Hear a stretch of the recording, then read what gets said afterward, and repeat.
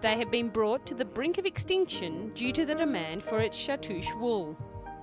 Chartreuse, which is Persian, means from nature and fit for a king, and has long been acknowledged as the king of wool. Conservationists warned recently that the growing trade in chartreuse wool was becoming an increasing threat to the endangered Tibetan antelope. Only an estimated 75,000 remain in the world. Since the 1980s, chartreuse shawls have become a must-have item among the rich and fashionable, despite a ban on its international trade since 1979. In India and America, the purchase and sale of the shawls is illegal and carries a maximum prison term of 7 years in India. The wool is so fine it measures just 3/4 the width of cashmere and 1/5 that of human hair. Chartreuse is smuggled into Kashmir to be woven into shawls and scarves. Zhao Xingzong of the China Environmental Scientists Association said conservation groups and ordinary people were united in their opposition to the trade. The coats of between 3 and 5 Tibetan antelope are needed for a single shawl, which can cost up to $5,000.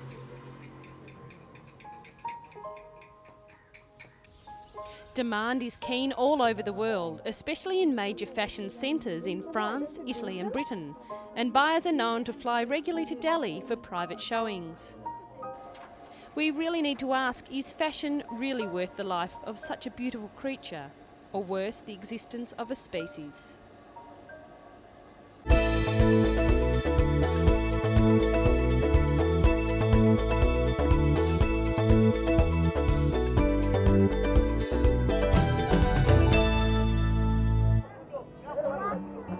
Scooping water from a hand-dug well and trekking miles with it back to the village.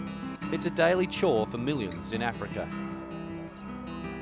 Yet clean water can often be found only a few metres underground.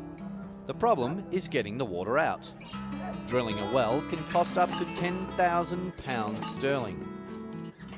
This newly developed hand-operated hammer drill can sink a well in Africa at the 10th of that price. Members of a research team at Cranfield University just outside London designed the new tool. As the pipe is hammered through the rock, clay and sand to the water below, new sections can be screwed on.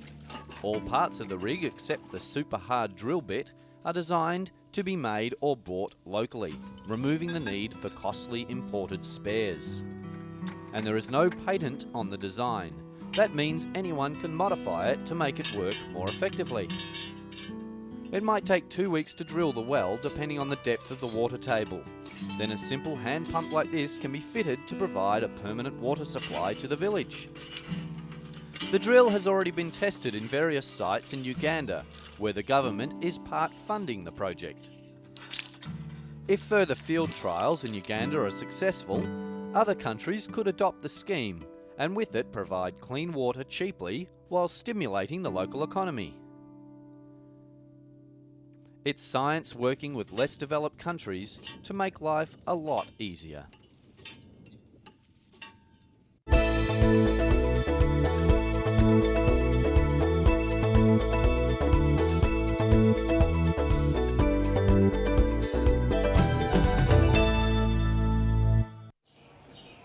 This patient is about to get an X-ray for a suspected hernia. After the images are gathered, doctors will be able to view them anywhere in the world, thanks to a new computer system.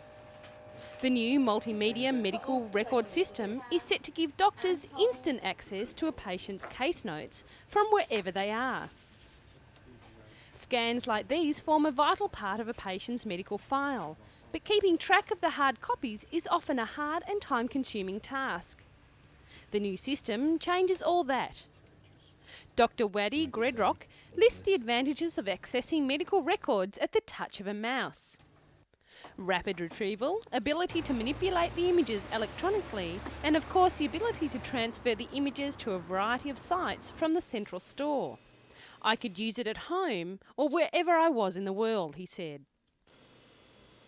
The system was developed at the London Imperial College by a team of medical information technology experts led by Professor Richard Kitney. The software is easily installed in any hospital with an intranet system. It's a simple idea that modern technology has made a reality. The way that hospitals store and retrieve medical records could soon be revolutionised, bringing benefits to patients and professionals alike. With technology like this, all we need to do now is stop people getting sick at all. Too much there. Keep pushing. It's like that.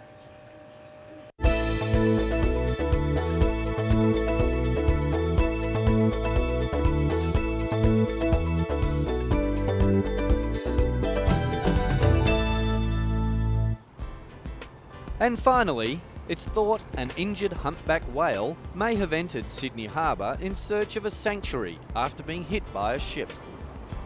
National Parks and Wildlife Services staff in a boat were monitoring the condition of the 10 to 12 metre adult humpback, which is the size of a passenger bus and could be seen swimming near the mouth of Sydney Harbour. Spectators were warned against stressing the whale and were urged not to get within 100 metres of the stricken mammal. The whale appeared to be swimming freely despite wounds to its back.